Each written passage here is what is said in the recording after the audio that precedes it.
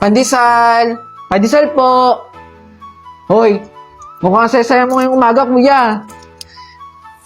Siyempre, blessing ang gumising sa umaga at makita ko yung mga customer ko. Hindi mo ba nabalitaan?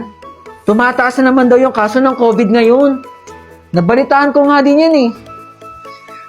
Aling Marites, bumalik ka na ng pandesal ko.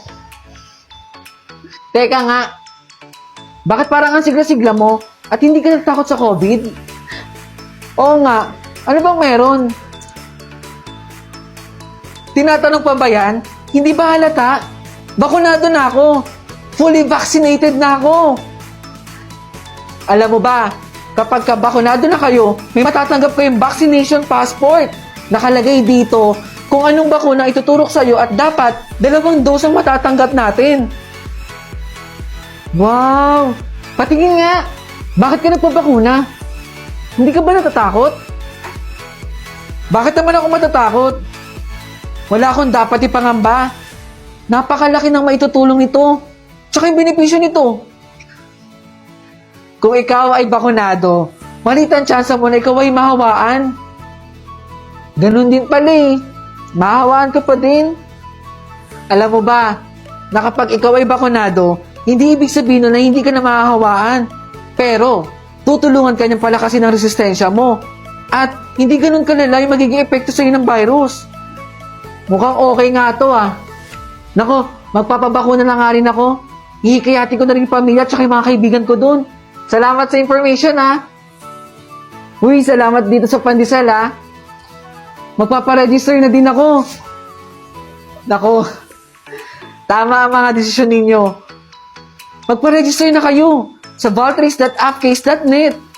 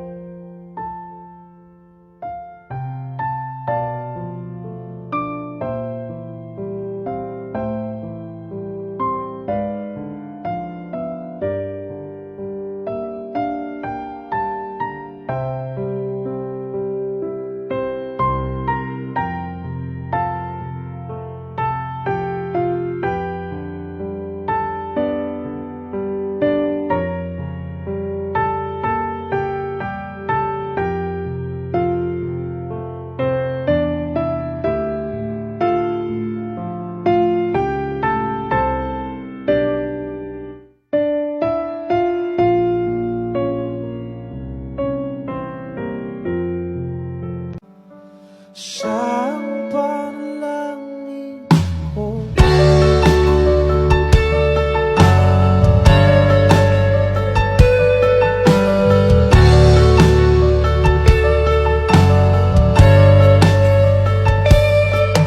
At hindi mapaliwanag ang nangyari sa saksi ang lahat ng tala sa'yo panalangin.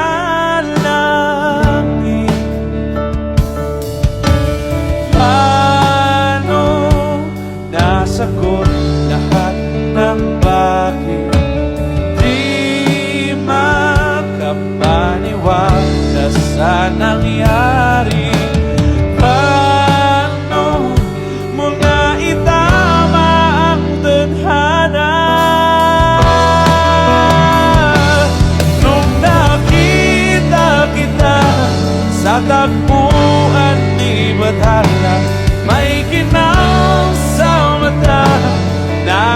maintindihan.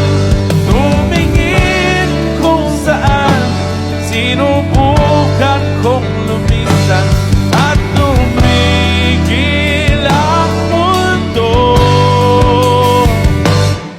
Nung ako'y durumo at hindi ka lumayo, nung ako yung sumusuko at nagbago ang mundo. Tagay mo na, Josh. Hindi ako umiinom. Ha? Parang yun lang? Hindi ka naman malalasing dyan. Okay na ako sa tubig. Hina mo naman. Porke ba hindi umiinom ng alak, mahina na agad? Di ba pwedeng hindi ko lang trip yung alak? Eh bakit ba ayaw mo uminom? Hindi ka naman malalasing dyan eh. Tubig lang yan. All the innocent, my father would lift me high. Nakatambay ka na naman dyan. Asan na nanay mo? Nasa kwarto po si mama.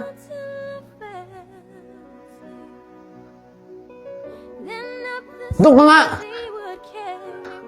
Buwisit kang bata ka. Lasing na naman si Papa. Nelma!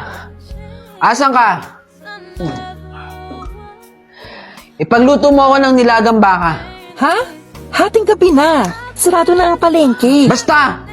Lutuan mo ako. Huwag mo pa initin ulo ko, ha? Saan niya ako haharap ng mga ipangluluto ko dyan? Di ka ba nakakaintindi? Sarado na nga ang palengke. Sumasagot ka pa? Ha? Aray! Tama na, Jose. Hindi ko na kaya yung ginagawa mo. Huwag mo pa initin ulo ko. Pa, tama na po. Huwag mo nang saktan si Mama. Matulog ka na. Manahimik ka diyang bata ka. Wala kang alam. Tama na, Jose. Maawa ka sa akin. Anak, Ma, wala na ang tatay mo. ha? Hindi na siya nagising.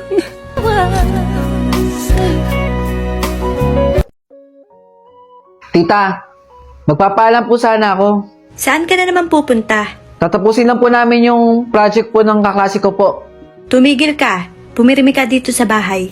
Pero tita, Pag sinabi ko pumirimi ka, pumirimi ka. Okay? sige po.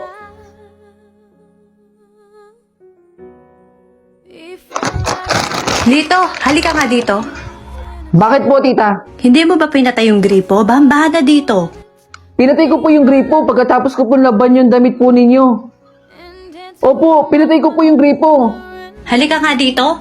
Nagsisinungaling ka Aray ko po, tita. pa. Tama na po. Masakit po. Aray ko, tita. Tita, kulang pa po ito. May kailangan po kasi akong bayaran sa contribution po namin. Aba, wala na akong pera. Pwede na yan. Pero kasi tita, kailangan po talaga eh. Wala na akong ibibigay sa'yo. Pagka uwi mo, maglinis ka ng bahay, ha?